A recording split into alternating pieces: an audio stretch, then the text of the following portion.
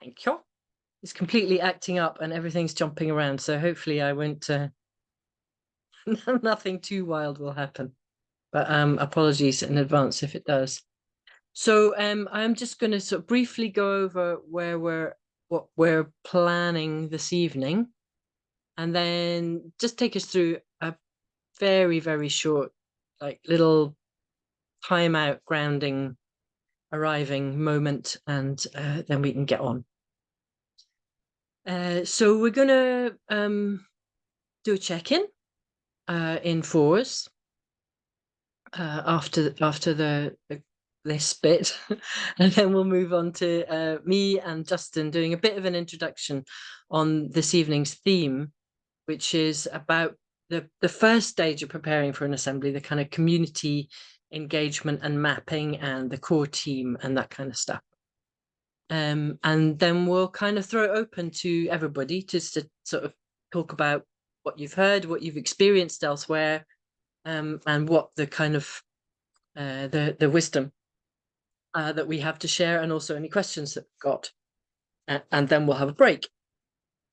After that, we'll dig a bit deeper, I think, into the experience that we had in Tori and try and flesh out some of those more kind of sort of top level points in an actual experience of working in a community on an assembly. And then we thought that we would go into groups of two for a bit more of a deep dive into like your assembly in your community. And I know that not everybody is necessarily right now planning to do an assembly, but it's a moment to start thinking about what it might look like if you were going to do that. And if you're not going to do that, then what might change that? What kind of support? What kind of other things would you need in place to make that a possibility? Obviously, we think assemblies are good and important, and one of the main, well, potentially very powerful lever for change. And that'll be just about us. I think we'll come back into the main group and maybe share a bit from those breakouts, and then that'll be our session over. So yeah, hopefully that sounds interesting. And I just wanted to take a moment to distract myself from my screen, which is jumping about like crazy, and take us all back from the screen, back into your own space, however you do that. But we do spend quite a lot of time, quite often, kind of like right in the screen. So yeah, coming back into your own space, and just, I guess, just feeling into a little bit how you're doing right now. Using your breath to come into your body, if that's helpful for you. And just noticing where you might be holding on to a little bit of tension, where what might be sore, what might feel good to move. If you need to move at any point in the sessions, then feel really, really free to either move with your camera on or turn it off. It's really important to be able to be comfortable.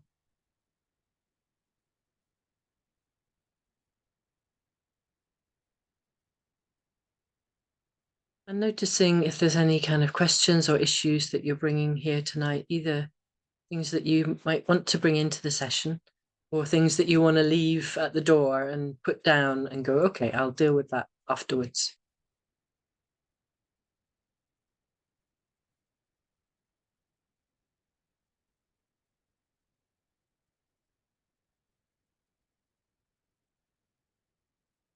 So another really big, nourishing, full body breath. And when you're ready, come back into connection with the screen. But see if you can also keep a bit in touch with yourself as well. Because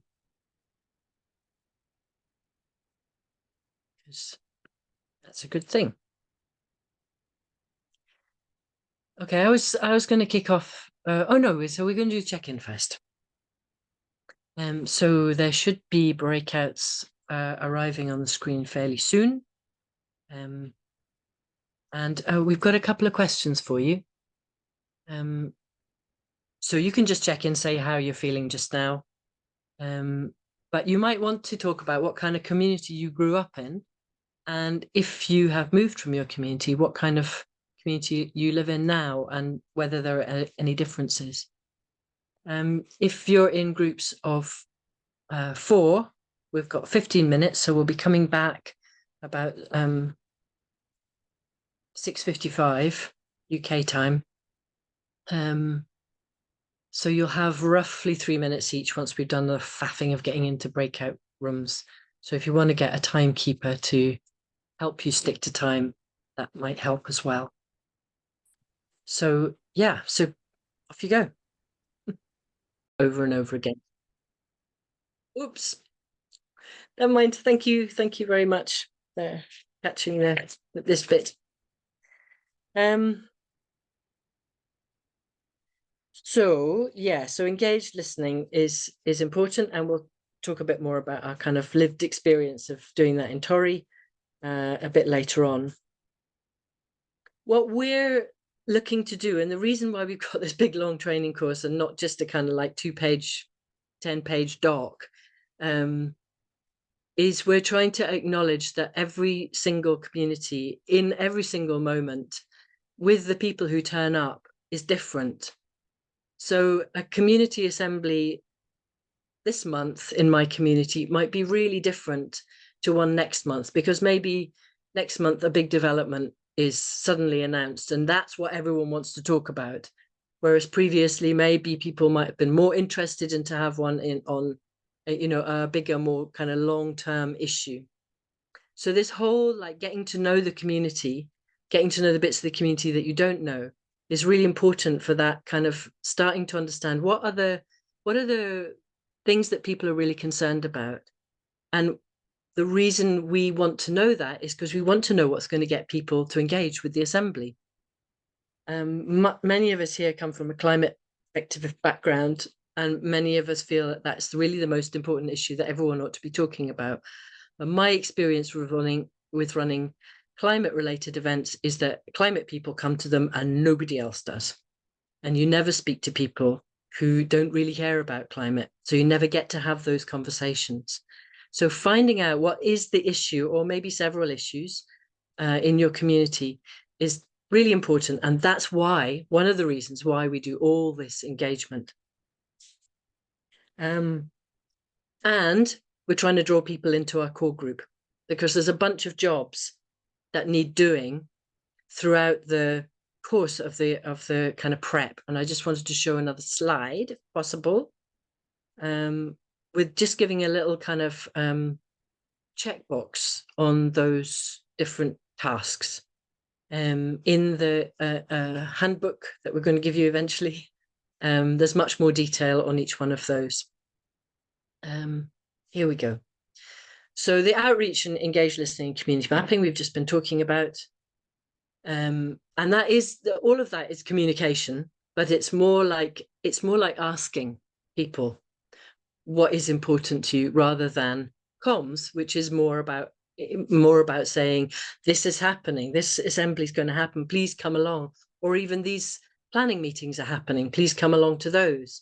So it's more using kind of visual and written communications, although it can also be radio and podcasts, to say, come into my assembly. There's a big work strand that tends to come later on in the process, when you're kind of saying, where are we going to have this? Do we need microphones? Is there going to be childcare? Is it accessible? All this stuff around the venue, and the fact that people are going to be spending time with you. So you'll need to feed them, and they'll need to have toilets to go to. And that can be a little job if you've got a great venue with loads and loads of amenities, or if you've got a tent in a field, as we did, it can be a huge job, because basically you have to ship everything into the venue. Finances, fundraising, you could run a whole course on that. We don't really touch on it, but obviously it's really important. You need to be able to pay for the assembly. You can do it on a shoestring, but you might want to get some cash to be able to put on a bit of a spread for people and things. There's a big section around process design, and you want a lot of people to be feeding into that. We go into that in great detail in the rest of the course.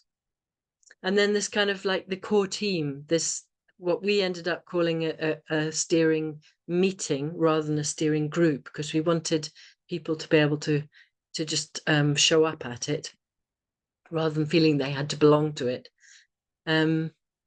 There's dynamics in there. People sometimes really need a lot of help to come along and really understand what you're meaning by an assembly, and also to get a sense of their own sense of ownership of it. And then another area that we're going to spend quite a lot of time on is clarifying the focus of the question. So again, this isn't something that you're served up with on a plate. It's something that you need to really dig into and give quite a lot of thought to. And we've got next week a whole session on that.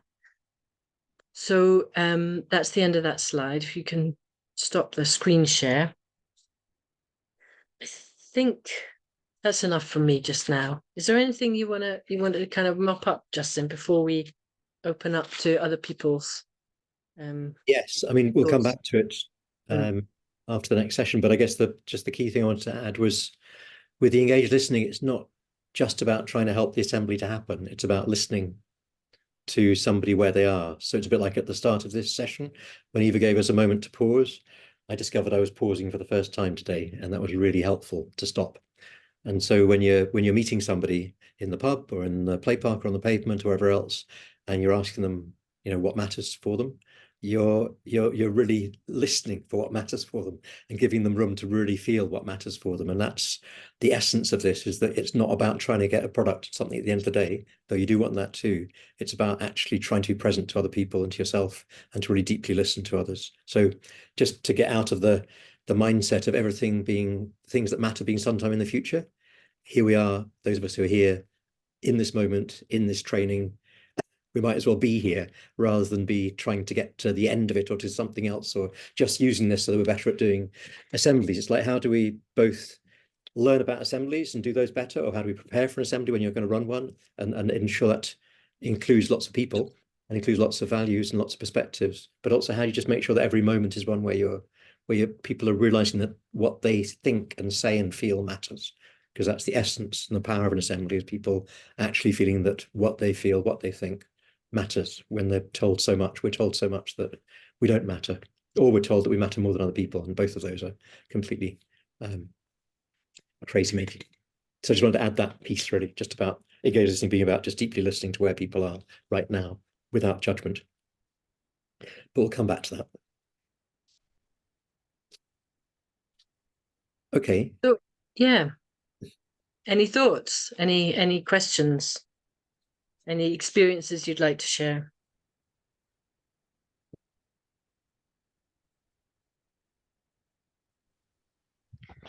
Ali. I can share something.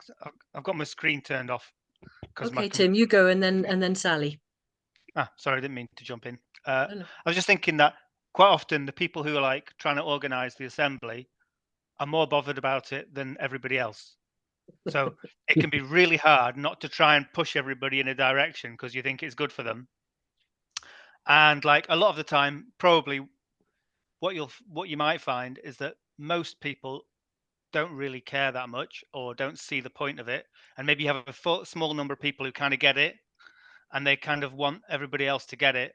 Yeah. So I don't know, it can be a very funny process, but I'm just aware of, like, if you're really into it and you think it's great and you've seen it work, and it's like it's got this whole reality inside your head, it's easy to forget that it's not there in everybody else's heads. So like it's really easy to get frustrated. It's like, why don't the people get it? But like they've got other stuff going on. So yeah, that's a really, really good point, Tim. And I think the other thing that's really important in this is that, if these assemblies have almost no power, they can be a way to build power. But if you're asking people who are already struggling to come along to a process that has no power, it's like, it is a hard sell. And I think it's important to manage our own expectations of like how many people are going to show up. I think in Tory we reckoned we had like 1% of the population coming through over the weekend, very loosely. We had so we had a not bad turnout, but obviously the vast majority of people did not show up, and I think it's partly what our project is, not just to have an assembly, is to show that assemblies are useful and that assemblies can make things happen. And our kind of long-term aim of kind of having assemblies that are talking to one another and that are building power together, it's a long way off. But as we begin to move towards that, it'll become more and more like obvious that an assembly is something that you would go to because you want to hear your voice, get your voice heard, and you want to hear what other people are saying. So it's like we need to see this as part of a process, and maybe in some ways one of the most difficult parts, the starting when nobody's thinking that this is going to be a game changer, and sticking with the kind of the dream that it could be. Can I just bring in a slightly different angle then? Because I think what Tim and you're saying is really true, but also, so I'm involved in supporting women-led assemblies, Indigenous peoples' assemblies in East Africa. And they have gathered a huge amount of power, but power not in the sense of conventional power, but in the sense of people gaining real courage from listening to each other, and therefore being willing to put themselves on the line in a way that they weren't before. So that doesn't change anything that Tim or Eva have said, but just when you start connecting up with others who are in similar situations and you can see that you're not alone, there's a huge amount of power that goes with that. But that getting to that stage of people being willing to hold assemblies in their communities, inviting others to come to their communities, is quite a process. Sorry, Sally, you were coming in. Yeah, thank you. It's funny what you're saying about deep listening, and like that enthusiasm. It made me realise that actually the citizens' assemblies that I've been near, I haven't participated in because it has felt like they're being imposed on me. Like with the ones that were happening during XR, it always felt like, I know that they were really important, I'm not putting them down at all, but it felt like the questions had already been answered and they were sort of being done as like a sort of spectacle of like participation, rather than these are our genuine inquiries, what do you really think? And then there's one coming up in Bristol next year, which is a cultural assembly, it's like a citizen assembly on culture, and which is really exciting to me, kind of like in my field, and also I did think, who's decided that? And like, I've worked in arts and culture in Bristol for 20 years, and no one spoke to me about it.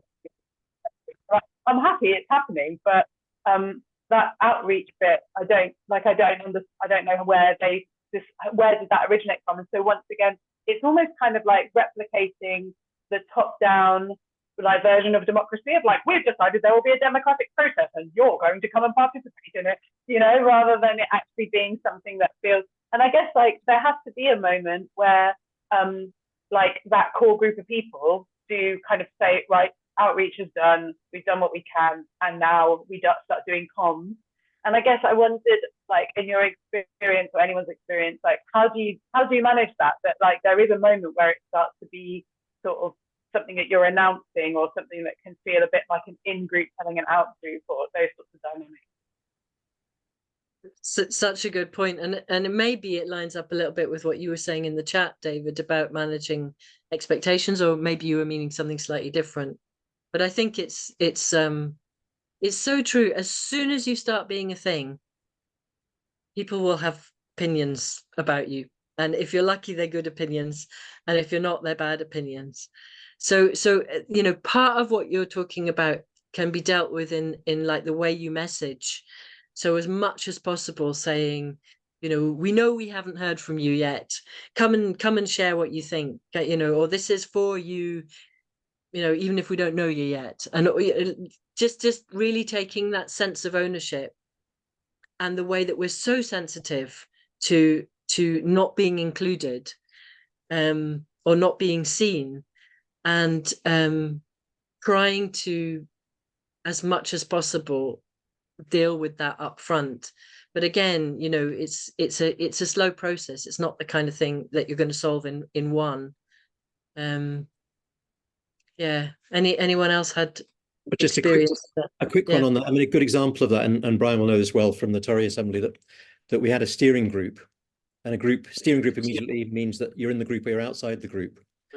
And we changed that. I mean, collectively, the whole group changed that into a steering meeting. So basically, those who were organising were those who turned up, but it wasn't a group. You weren't that group that was doing that. It was a meeting that was anybody who wanted to. But I think it's a tension, and you can't get around it, that somebody starts doing something, and that's always what happens. But the trick is to make it a kind of streams flowing together rather than everything originating in this one place. So yes, you may have started something, but everybody else is bubbling up as springs elsewhere with their own interests and ideas, and flowing together is what you need to be achieving through this, rather than anybody taking precedence. But you can't avoid the fact that, well, two things. One is that somebody will have begun something, so that's just the case, but they need to show real openness to others. And the other is that you need some way of attracting people to something. So you will say culture, or you'll say climate change, or you'll say homelessness, or you'll say a park's being stolen. There'll be something that is that is going to be attracting people, but it has to be willing to completely change in the light of people turning up. So there's always that. You can't get it right, basically, but you can get it not too wrong, I think, and you can therefore do something very effective. But yeah, sorry, I've just seen two other hands. Eva, I don't know who. Yeah. So should we have Scott and Alex and then take our break? So Scott.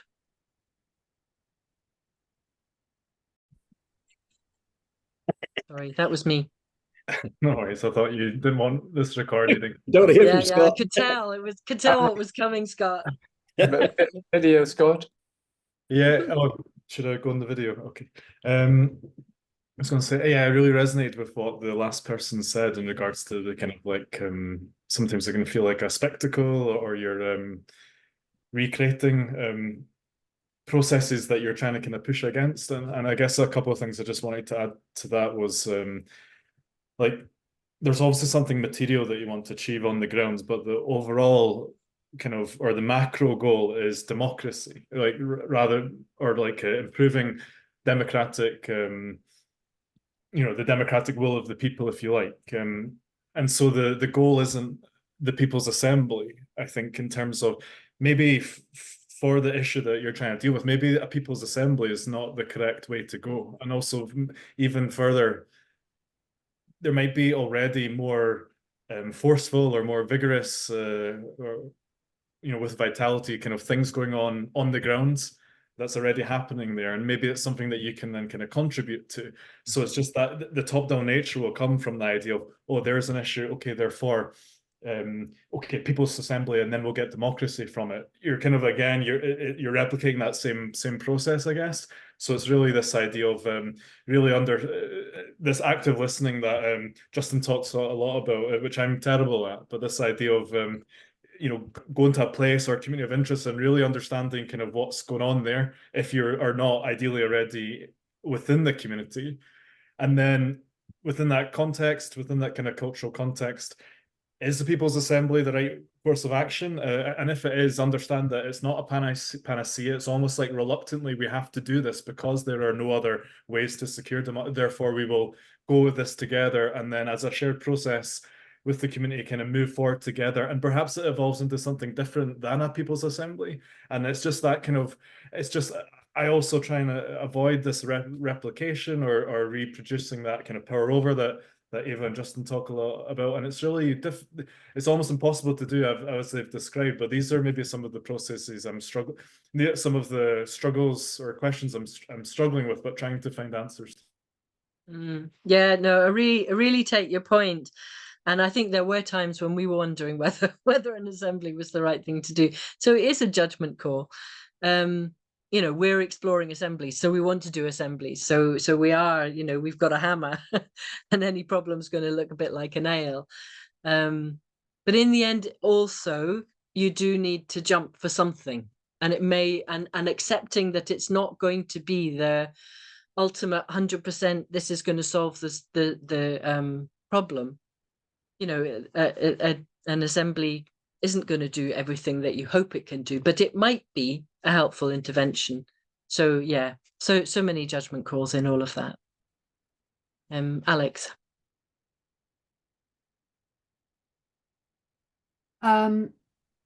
What I was going to say was sort of building on that, really. So I've been involved in two different sorts of things. I'm partly involved in the Humanity Project, and to some degree, the Humanity Project is saying, let's have more assemblies as it gives people an experience of having a different sort of voice. And let's let them kind of figure it out as we go along. And to some degree, it's not as embedded in the community. So there's been a bit of a rush to let's get more done. So to some degree, it's not as embedded in the community in some situations as it is in others. But having said that, I think there is a sort of a snowball effect. So you might start with something small and then it grows because people have an experience of being in assembly. So that might be the counter to doing lots and lots and lots of community work first is, okay, start with some small people and how do you expand? I'm not saying it's right. It's just another way to do it. And then on the other side, people who, you know, sort of building on what other people have said, the idea that you've got an issue, and the climate one is it's a really common one. I think you've got an issue that you want people to have broader consensus about. So you're having an assembly to, if you like, make that understanding more legitimate within the population or get more people involved or whatever it might be. So this is sort of almost two sides of the spectrum and there's lots in between, I think. So I suppose I'm just highlighting that there. I don't think there's any right answers, and No. but maybe the question for me that you're helping me kind of address is, am I more interested in doing assemblies for the sake of an assembly? Am I more interested in an issue? What exactly am I interested in? Am I more interested in doing something that's relevant to this community? What am I interested in? So, and what are other people interested in? There's a whole community of people who just talk about assemblies, you know. Absolutely. All over Europe, and you know. Yeah, it's huge. And it's a really good point. And I think that one of the things that's really nice that's come out of the transition movement that's always stayed with me is to do with going with where people's enthusiasm is. So, you know, if everybody thinks an assembly is a good idea, but nobody actually wants to get out there and make one happen, then an assembly is clearly not the thing to do. But if someone's gagging to do something straight away and is willing to put loads and loads of work into it, then, you know, why not run with that? So some of the decisions are like just really pragmatic, and others are, you know, maybe more considered about, well, we've spoken to people and this is on balance what we think. So yeah, I mean, I really like the way it's kind of being opened out here. And it also goes back to that kind of really tailored approach. It's like, in this community, with the people we've spoken to at this moment, what do we think is the most supportive, helpful thing we can do, given our agenda as well? Because I think, you know, if we're coming with a climate agenda, that it's often good to be honest about that. Let's take a wee break. I don't know what time it is because I can't leave this screen. 7:25. 7:25. When are we Come back in 10 minutes, yeah? 10 minutes. Yeah. So 7:35. 7:35. Excellent. Okay. See you.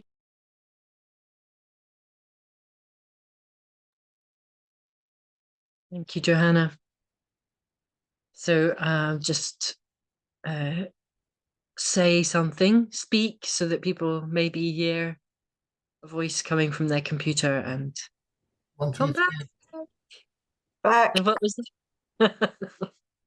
Great. Cheers. So what are we on now? So over to you, Justin, to talk more about Tori. Yeah. And to be not on mute is probably useful. But also just to respond to the kind of the chat, because really fantastic discussion going on in the chat. I just wanted to totally agree that, you know, there are a whole variety of ways of doing this. There's not one way. We're kind of suggesting one approach simply because we can only focus on one approach in this series of sessions. But if folk want to work through community councils, want to work through community development trusts, want to work through whatever, that's all brilliant. We're just exploring how community assemblies can be used in this context. And I guess the two concerns that I was hearing were firstly the way in which, I guess, in terms of what Sally was saying, the way you go about it can just reproduce power relations, can marginalize people. And David touched on that too. This kind of process can just, you know, use up people's time. People are already overstretched, they're exhausted, and you're asking them to engage in yet another consultation. So it can be a real, if it's done in that traditional way of consulting and ignoring, then, you know, it's going to be really unhelpful. And if it's power, if there's the powerlessness there, why not go through existing power structures rather than invent a new one? And I guess, our sense is that people in general are feeling powerless, and there's a reason for that, and that is to do with the kind of structures of power that exist, and that we need to be able to create power with processes that really listen deeply to each other and allow people to speak from the heart, listen from the heart, and act creatively, collectively, not in a kind of preordained fashion. And that's why it's such an emergent process, running an assembly process. And that's certainly what we found in Torry. It was, as Brian can testify in particular, who's here, it would change from meeting to meeting. The plans would change, how we'd go about things would change. It was a very emergent process because it was listening to people and where they were. But I just wanted to say something about the engaged listening aspect. So you've had talked about the kind of the mapping of community organizations and the mapping of what people value, the mapping of what's good, of what people can draw on to be able to make change. But there's then the mapping of what the issues are, what the challenges are. So the engaged listening process, we used 3 questions really. So what are the issues? Why do you think these issues are happening? And how can we respond to them? So the kind of what, why, how questions. But the way in which those engaged listening conversations happened were very random. We're in, golf clubs, pubs, on the pavement, play parks, wherever. And they were just really listening to people, and people could be very, racist, or could be making statements that you really wouldn't want to hear.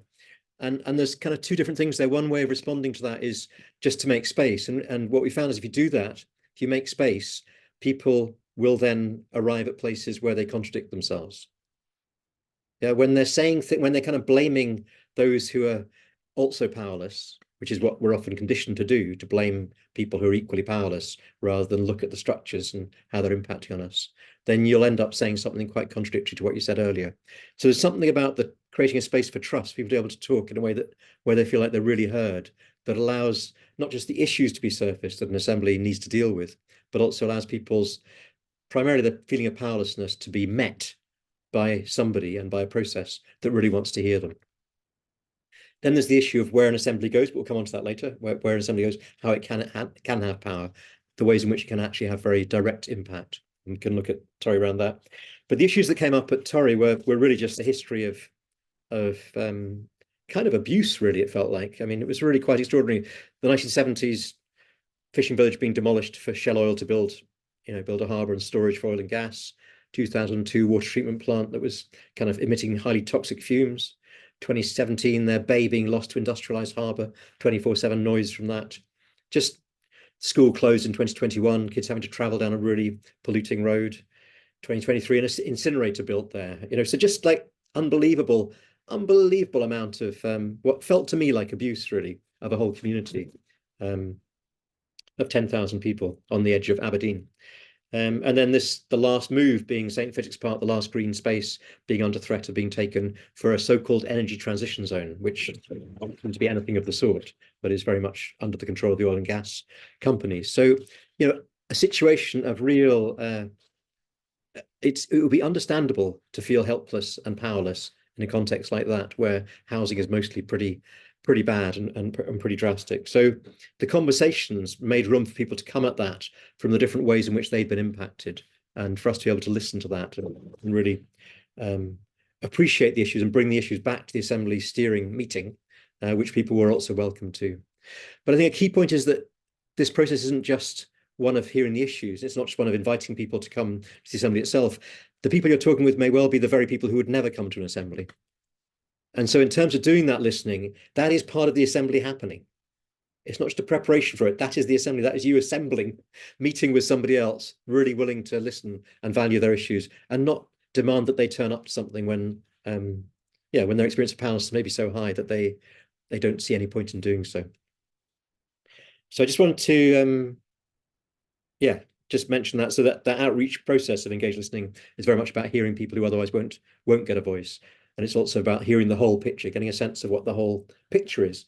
And in terms of Torry, there were lots of issues, but the fundamental underlying one was structurally induced powerlessness, it felt like. Okay. And sorry, I couldn't help seeing Alex's question there. You haven't talked about what the purpose of an assembly is. Is it to hear and listen? Is it to be heard? Yes, very much so. But it's also to take action too. So that's, in our experience, that's people are coming to assembly because they want something to change. They're not just coming to listen, they're not just coming to be heard. So it's this balancing of kind of a paradoxical balancing of making space to listen deeply to where people are, but also trying to encourage people to take action, trying to see what the action is that we need to take. And we'll come on to that in terms of Tori and the action that's followed on, especially next week, looking at the question that emerged, and then the actual question that was considered in the assembly was quite different and addressed those two levels. Eva, do you want to add anything? I didn't time that. Sorry, Eva, I totally forgot to time it. No, it's fine. I think it was good. I think I've got a couple of minutes.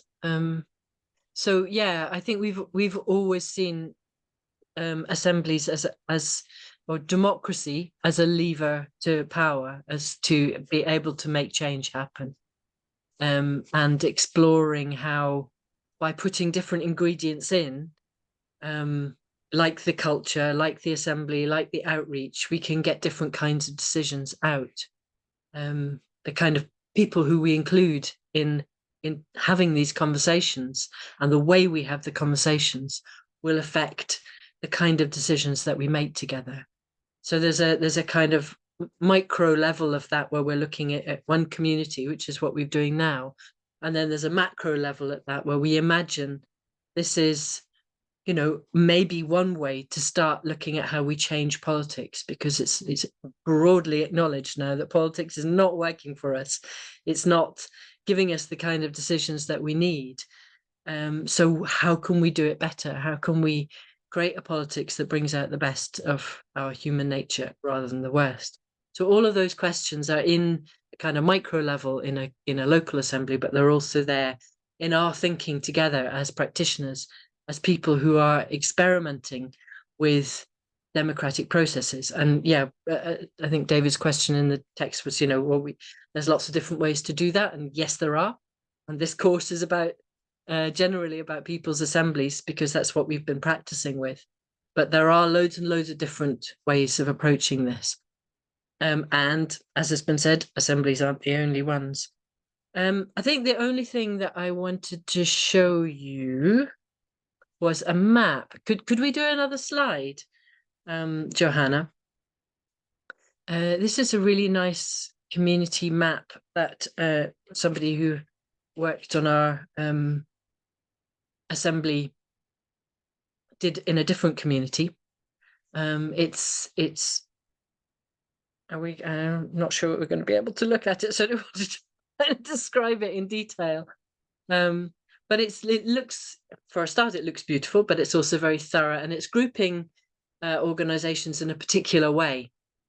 When we were working in Tori, we grouped them differently. I'm going to see whether maybe I can share my screen, because it isn't. Oh no, here we go. Right, if you can make that big, because it's quite a diddy little map, that would be great.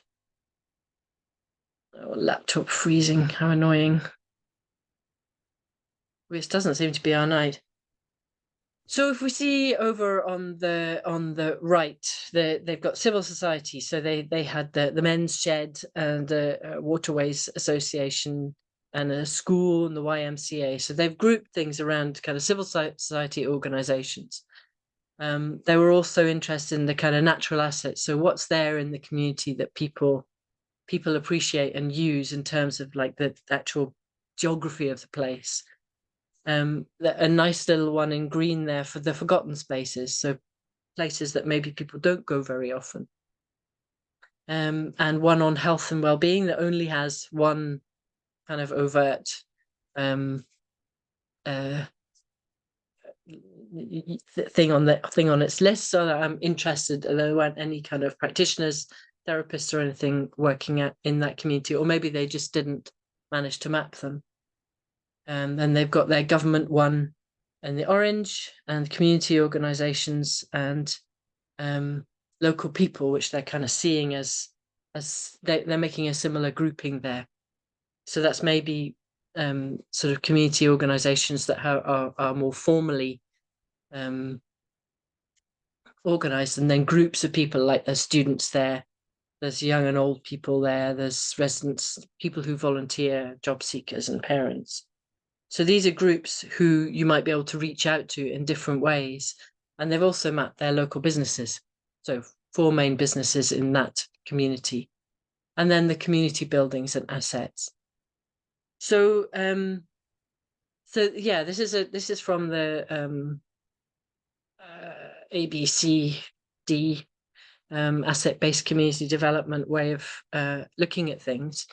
We in Tory grouped our local organizations quite differently. I think we had a huge group that was just churches, because there are loads and loads of churches. And then we had sort of arts organizations, because again, there were quite a lot of those. So in this, I guess both of those would have gone into civil society in this particular map. So this is just one way of making sense of a community. There's lots and lots of different ones. And that's really what we were thinking that we might do with you, or give you time to look at next. So you can stop that share.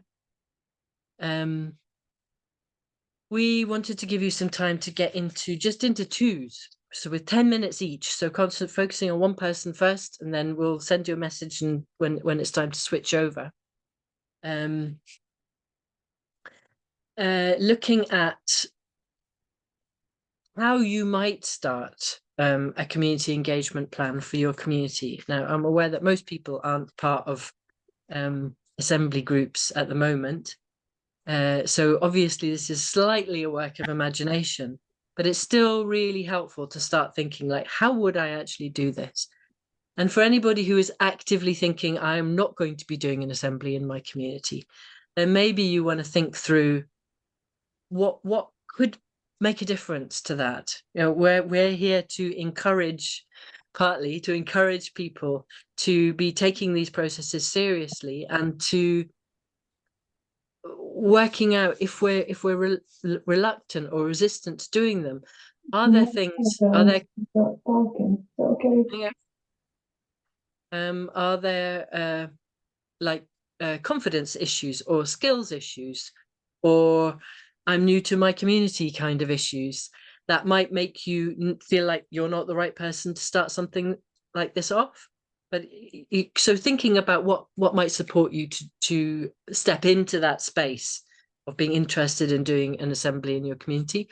It's just 10 minutes, maybe worth thinking through. So we're starting. Eva, I put the 4 questions in the chat so folk can see those. If those are helpful to think about in terms of considering an engagement plan for your community. Yeah.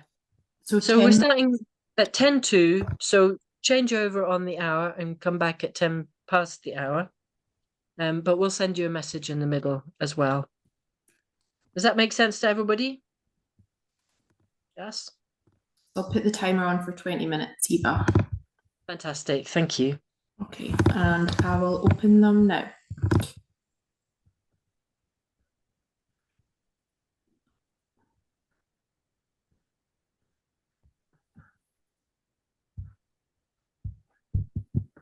How we'd like to do this. Oops, it might be me. I think it's me, but I might have to go.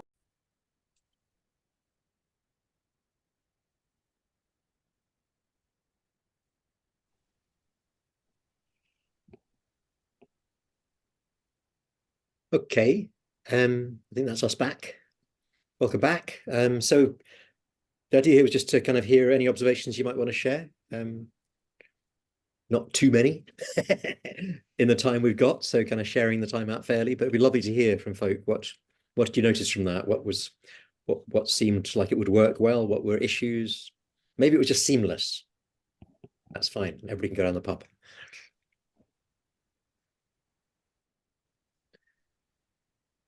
Well, I could say something. I don't know how to work the other hand. Here we go. Here's my real hand. Hey, go for it.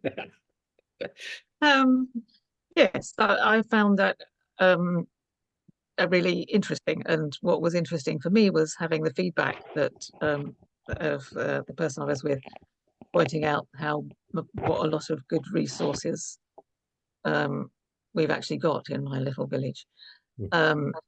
So that was quite encouraging, even though, you know, I don't feel like I really understand about people's assemblies yet, and whether it's going to do what I want it to do here. It was great to actually talk through, answer those questions, and yeah. That's great. So you're mapping the kind of what was positive, what was there, what exists was a positive experience. Great, that's really interesting. Barbara. I think one of the things that came up in our conversation was around voluntary versus paid contributions. Obviously, there's people like, well, I don't know if you if you're kind of paid for the work that you did in Tory or what the situation was, but you know, you kind of got professional people that work in this area that are coming in to lead the process, and obviously that doesn't mean that you lead the discussion and what comes out of that, because that's what you want the community to do, but kind of having people paid to hold that space and kind of so the benefits of having local people that can do that but might not have the time or capacity, which is a kind of the position that I'm in, where I would love to lead a process, but I wouldn't be able to afford to take the time that's needed to do that unless we got some funding to be me or somebody else to kind of take on that role. So yeah, it's just a little bit about that tension between leading the process and providing the container for this all to take place and support the people in the community to do what they want to do, but also recognising that they're volunteering their time to participate and to do that. So yeah. Yeah, that's huge. Eva, do you want to say something about that? Yeah, I mean, it was something that came up directly in the group in Tory, because we were paid. You know, we were outsiders from outside the community, and we ended up kind of being asked to do an assembly in Tory with not by anybody in Tory. So I think one of the reasons perhaps that our process was so long was we were kind of not looking exactly for permission, because there wasn't anybody to give us permission, but looking for some local people who would like this to happen, or at least nobody to say they really didn't want it to happen. Whereas if we'd been in our own community, there would have been less of a kind of issue with that. And towards the end of the kind of engagement process, when we were really starting to firm up, we had a conversation about, you know, the fact that we as the paid outsiders had been providing what we were saying, we were providing like the motor. They were steering, the local group was steering, and it was called the steering meeting. But we were providing the motor, and we were aware that that gave us kind of privileges and control in the process that maybe people weren't comfortable with. So we basically had a conversation where we said, you know, would you like to take over doing this? And everyone said, no, for exactly the reasons that you're saying, Barbara, is like they're all volunteers, and they weren't just volunteering for the assembly. They're, you know, they're the ones who volunteer in their community, and they're, you know, they're several of them doing things on the same different groups, because it's a very, very low capacity community. So I think as long as you're kind of open about the issues and the politics behind the fact that some people get paid and some people don't get paid. Nobody in that group that I'm aware of wanted paid. They knew that being voluntary gave them privileges, you know, that they didn't have to turn up at a meeting if they didn't feel like going. You know, there are definite privileges to being a volunteer as well. You know, not taking so much responsibility for whether things have gone right or wrong. So yeah, I just think it's a complex issue, and my sense is like being upfront about it and being willing to have some tricky conversations about it is probably the best way through. But yeah, it's going to be different in every situation.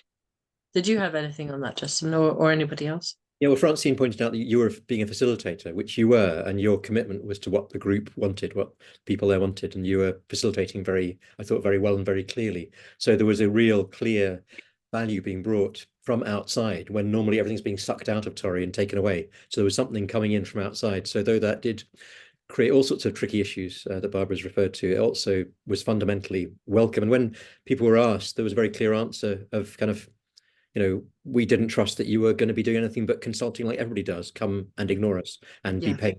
when we're not being paid and all that stuff, so that was voiced very clearly, and yet the experience people had was very different to that in terms of what they were saying. So the experience was of being able to speak and being able to hear and be able to listen to each other and be able to decide. So Eva's agenda as facilitator was to facilitate, not to decide what the agenda was. And that seems to me to be the key.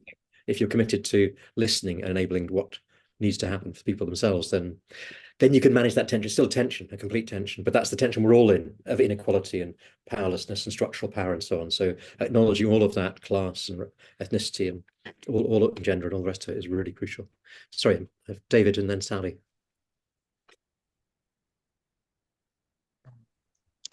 Just a very quick observation. I mean, both of us, the sort of projects we were looking at involves quite a bit of political stramash with the relevant council. So rather than rather than running the whole project, what we were looking at in both cases was something which offered to help processes which are to some extent going on already, and seeing whether it could help or whether it couldn't help at all. So it was a very interesting discussion, which we're actually going to continue a little bit afterwards. So. Great. That's a really good point, though, that these aren't separate. So the funding that we got for the assembly at Torry was just transition funding from the Scottish Government, and they, in some senses, this was intended as a sop to people in Torry that would kind of pretend to consult them but not actually do anything. And when it actually did consult genuinely and come up with a very clear declaration from the people of Torry, I know that one of the councillors was quite shocked by the fact that the process enabled people to speak very clearly their fury at what was happening, and he came up to me and was quite upset about it, because I think he was thinking of us as yet more consultants who would consult but make sure that nothing really changes. So just want to be honest about the fact that all of these processes do happen within, if you're getting funding, for example, it's coming from somewhere. But the key thing for me is whether at the end of the day you're standing with people, or whether you're standing with the funder in that sense. And the organisation I work with in Africa is forever losing funding because we do stand with people, and the funder doesn't like that and they go away. So, but that's fine. Sorry, Sally. Thanks. I am just replying about the issue around paid positions. It was something that came up in our group when I'm thinking about sustaining and what support would you need. I would need money. Like, I wouldn't be able to do this if I didn't have the money to do it. Like, and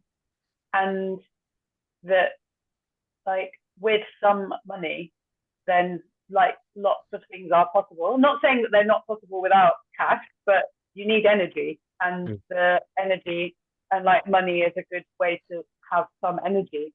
And I remember in some points during Extinction Rebellion, kind of like big time, 2018 to sort of 20-ish bit, where they had a lot of money coming in and they were able to distribute it to a lot of people who were involved. And it meant that some people's like full-time job or part-time job or quite well-sustaining job was to be working in Africa. And there was a lot of criticism about that, like, or activism to do something that was free and this kind of thing. And I actually feel like if we want to have these new processes coming into place, we have to find them to be economically sustaining. Like, I don't want to like create a system there where it's that the new system impoverishes us all. Like, it's like, no, we need to find ways that it becomes the norm for somebody and many people, not just one person in a big group, but like many people find sustainable livelihoods within new democratic processes. So I kind of advocate for that, but hearing all of the different ways about like being open about agenda and acknowledging the power balance is really, really helpful to think like how to meet that criticism when it comes. That's great. Any other responses to that? Sorry, that seems quite a crucial point about money being crucial for the energy, but the earlier point that David was making about money also coming from somewhere, and can shape the agenda. So Eva. Yeah, I've got one. I mean, I think I'm really interested in, and it goes back to Scott's point about, is this the right intervention? And I think one of the things that what has wobbled me the most in thinking, having decided, okay, we're going to look at democracy, is that actually what often really changes things for people are economic interventions.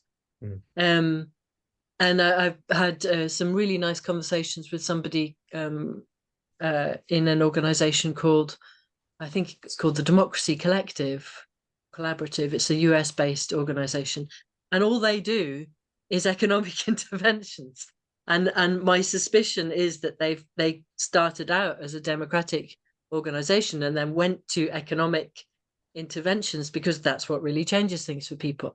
But in a way, you've kind of got to do both, because if you just go along the economic route, then that might change things in that community. And if you're really lucky, you might be able to start something that can be done in other communities too. But unless we get our heads around this different way of making decisions together, then we aren't going to be able to get that kind of scaled change. And one of the things that's happening that's interesting, and obviously I have no idea how this is going to play out, but out of the Tory Assembly, one of the ideas that came out of that was, let's have a community retrofit. So that's not just one person or 10 people retrofitting their houses, that's retrofitting everyone's house in the community, and also the streets, and also the public buildings, and also actually retrofitting like the kind of drainage system to be able to cope with storm surges and increased rainfall. So really looking at like the whole built environment, how we live together, and what we need to both lower our carbon but also adapt to climate impacts. And we're looking at like, so what is going to be the vehicle for that organization? And what we want to do is create a democratic organization so that project, which is going to materially change people's lives over the next 10, 15 years, apparently, is how long we think it might take to do the whole of Tory,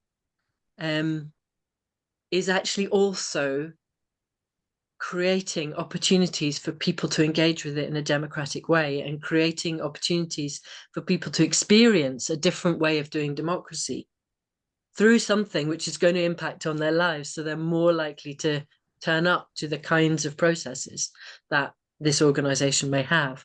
And all of this is theoretical at this stage, but it's a way in which you can see that interplay of a democratic intervention which enables an economic intervention, which then enables a deepening of democratic process. And I'm sure it can play the other way around as well, but this is the way that it looks like it might be playing out in Tory. So yeah, there's complexity and juiciness to that, I think. Yeah, so there's a way in which the economics can serve the politics and vice versa. Both can be in service to community and to people, rather than both servicing those who are making more money all the time. And Tim's point that if there's no money, then money versus no money, almost always wins. And that's not entirely true, obviously, but there's a lot of, you need to deal with the actual mundane realities of people's lives, all of our lives, that we all need in this society. We need to be having money to be able to function. So that's a trap. Shouldn't be like that, but that's how it is at the moment. So navigating that is really crucial. Universal basic income, Evie saying, would be good. But I wanted to ask David Lees, you were saying, I wonder if it's important for the Assembly to outline what their expectations of paid folk are. What are you meaning there? Yeah, I just wondered, like, when you'd mentioned about the sort of tensions that can arise when there are people who are paid to either facilitate an assembly process, or, like, as in the case of the organization that I work for, where there's a lot of volunteers, and there's far more volunteers than there are staff. And some of our volunteers actually are there more often than staff members.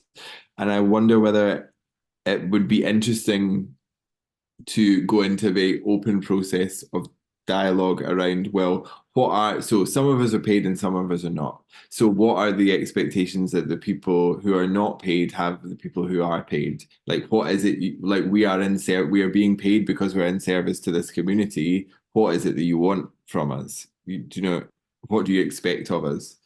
Is that we do turn up at every meeting when you don't have to, that's okay if that is one of the agreements, or XYZ. Great. So I mean, that's about surfacing kind of the power relations and the real situation, isn't it? And that's being honest with each other, which is the kind of the fundamental in this process. That kind of that willingness to be open and to listen to each other, which makes for a different politics and community and economics, rather than being told what to do and hiding from each other. I mean, I found it much easier when I'm working. So we're all different. If I can get my money somewhere else for a different job and then be volunteering, I find that a lot easier. And just to be honest about that, I'm not saying that's right or wrong. And I guess, I don't know, I want to come back to Sally's point, because I wonder whether that's a way of dodging it and avoiding it, rather than facing head on the realities of the situation. What do you mean, having a job elsewhere and then doing this stuff? Yes, so I've always been working supporting communities in Africa, and then I do huge amounts of voluntary work kind of here in Scotland, and that worked fine for here, because it's kind of like I'm not paid. If I'm paid, I find it more problematic. So I guess what I'm thinking is, it's not just having an agreement between the volunteers and the staff that David was talking about. It's also having conversations with himself as well, and being honest about what's happening economically and in terms of motivation and so on in that. But that's maybe my issue. Can I just respond to that with like, I myself am disabled, and so I'm very limited in the number of hours of activity that I can do each week, and so I can't do things like community organising unless I'm also contributing to my income. And I know that is true also for people who have extensive caring duties, or like perhaps they have like significant debt, something like that. That kind of like meritocratic bureaucracy thing of like, just do more hours is great if you're like able-bodied and you don't have other things to do, but it excludes people who don't have that ability. Totally. And so I'm talking about privilege when I'm talking about myself being in that situation. That's the structure I need to look at rather than not. I just seen Nick talking about the Humanity Project in Edinburgh, and it fizzling out a bit because no one has the spare capacity to drive it, to be the motor. And Evie talking about, it depends whether you have well-paid work or not. So this is a fundamental issue, isn't it? And there is, I think Francine was saying earlier, there is quite a lot of funding available as well, though, around this area at the moment. So there is, certainly in Scotland. So there is there is funding there, and that is, so when you're looking at what sustains you and what's needed for an assembly to happen, you're looking not just at the forming, the mapping, the listening, but at that sustaining, what's needed to be put in place to be able to make sure that it's a sustainable endeavour. Just seeing time, we're in the last minute. Eva, do you want to close? Just wanted to say, and it also takes work to apply for funding, so it's a bit of a trap, and actually that's capitalism. That's one of the reasons why we haven't managed to change anything, is because we're kept busy having to work in order to get the money to live, and finding ways out of capitalism between us is, well, something I'm super interested in. It's like, how do we have that means of production of whatever it is that we need, so that we can spend our time more how we want to be spending it. But that's for another course. I wanted to share the WhatsApp link for anybody who's not already on and would like to be. It's not particularly busy WhatsApp chat, but it's just a kind of friendly place where we can kind of get together. If you want to stay on the chat and join it, if it doesn't work, that link doesn't work for you, then I can add you. I can get your phone number and add you separately, individually. But that's us for this week. Next week we're going to be doing looking at the question or the focus, which we realize sometimes there's a question, there's a calling question that will maybe bring people through the door. Sometimes it's more of a focus. There have been assemblies that we've worked on where it's been like a proposal. So a group of people have brought a proposal to their community to have it improved and inputted and hopefully agreed. So there's lots of different ways that you can focus assemblies. That's what we're looking at next week. We thought that for homework, you might like to have an engaged listening chat with somebody who you've not met, asking them, what were the questions? What do you think's I'll put them in the WhatsApp chat because we run out of time. Yeah, let people know. Okay. That's great. All right. Great. Lovely to see you. Thanks for coming. Ciao. Cheerio, bye. Thank you, everyone. Nice to see you. Thanks. Thank you. Cheers, Brian. Nice to see you. Thank you. Bye. Cheers. Thank you. Thank you. Good to see ya. Ta-ta, David. Bye, Francine. See you soon. Yeah, thanks for your points, Francine. Much appreciated. Right, I want to save the chat. And I'll put that in there. That's capitalism. My favorite line ever, says David Lees. That's nice. All right. It's working within the world as it is to make the world that we need to make. So it's like you have to be able to acknowledge both of those. It's not just it's capitalism. Like, okay, that's what we're working with. So now let's change it. You know, it's kind of the creative approach, and that's where the paradox comes in. You're kind of working within the paradox of, oh, we want that world, we need to make it, and we're working within this one, we need to work from here. So yeah. Okay, have you saved everything you need to save, Eva? Because Joanna's not here. Yes, I have. It's still recording. Stop the recording. Oh yeah, we'll turn that off. Whoops. Apparently we can